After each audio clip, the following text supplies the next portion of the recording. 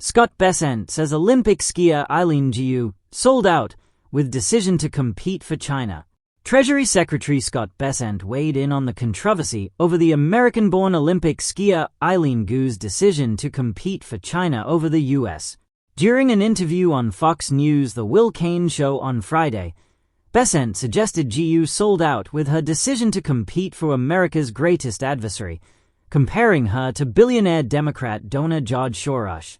It was just like this young Olympic athlete that the vice president was talking about earlier on the previous show. America was great to her. She sold out to China. America was great to Mr. Soros, Bessent said. Bessent referenced comments made by Vice President J.D. Vance in response to a question about Gu during a Tuesday interview on Fox News' The Story with Martha McCallum. I certainly think that someone who grew up in the United States of America, who benefited from our education system, from the freedoms and liberties that makes this country a great place, I would hope they want to compete with the United States of America, Vance said on The Story with Martha McCallum.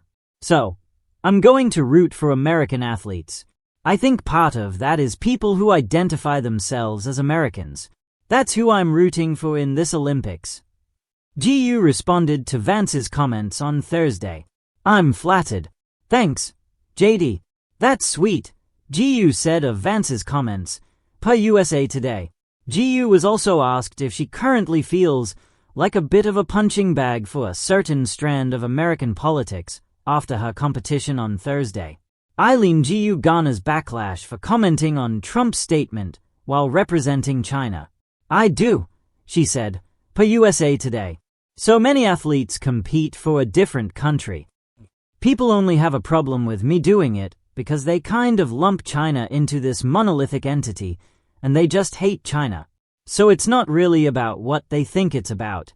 And also, because I win. Like if I wasn't doing well, I think that they probably wouldn't care as much, and that's okay for me. People are entitled to their opinions. Gu has previously said she was physically assaulted for her decision to represent China. The police were called. I've had death threats. I've had my dorm robbed, Gu told The Athletic. I've gone through some things as a 22-year-old that I really think no one should ever have to endure, ever. Gu has been the subject of global criticism since her decision to represent China, dating back to the original decision in 2019 and her first Winter Olympics in Beijing in 2022. This year, that criticism has ramped up, as she has won 2 silver medals and even responded to a question about President Donald Trump criticizing U.S. Olympian Hunter Hess for being critical of the current state of America.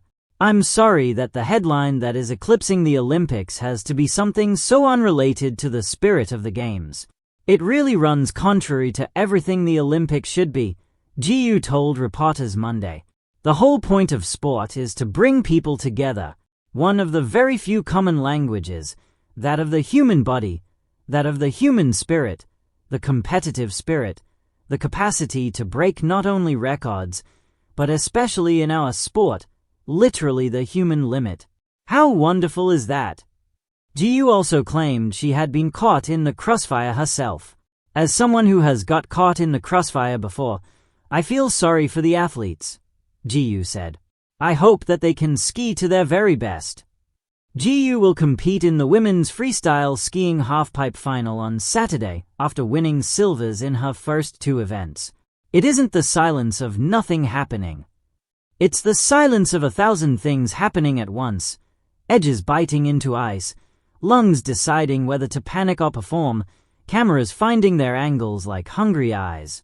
The silence is a held breath shared by strangers who will, a few seconds from now, agree on one thing. Gravity is the only judge that never votes. And yet, in 2026, gravity isn't the loudest judge in the room. The loudest judge is a sentence. America was great to her. She sold out to China. A sentence doesn't need skis to travel. It doesn't need a lift ticket or a bib number. It moves like gossip moves, fast, frictionless, and always downhill. Treasury Secretary Scott Bessent said it on Fox News' The Will Cain Show in a stretch of conversation where he compared Eileen Gu's choice to represent China to the story he was telling about George Soros. The words did what words do in the modern world. They became a headline, then a chorus, then a cudgel. Sold out. It's a phrase Americans love because it sounds like morality with a receipt. But if you've ever been inside the mind of an athlete, if you've ever stood at the top of something steep and told your body, yes, we doing this, you know choices are rarely as neat as slogans. Scene 1. The flags as characters. In my imagination, the flags show up like characters in a play. The American flag arrives first, loud without speaking, crisp with expectation. It has that familiar confidence of a thing that believes it is the default setting of the world. The Chinese flag arrives next, not quieter, just more patient, like it's used to being watched and misunderstood in the same breath. And between them is a third flag nobody likes to name. The flag of in-between, stitched from summers and languages, from family and history, from the private facts that don't translate into talk show certainty. Eileen Gu walks onto the stage carrying all three, whether anyone wants her to or not. Because this is what it means to be a person with more than one home in a world that only knows how to cheer in one direction at a time. Scene 2. The word sold. The thing about sold out is that it implies a buyer and a price. So everyone starts doing the same math in public. What did she get? What did she give up? Who paid? But identity isn't a transaction in the way critics want it to be. A person is not a stock that can be acquired. A teenager doesn't IPO her loyalties on a trading floor. Gu requested her nationality switch in 2019 after competing earlier for Team USA in the 2018-19 World Cup season, according to Sporting News explainer. That detail matters. It reminds us this wasn't a heat-of-the-moment whim, not an impulsive post-medal pivot.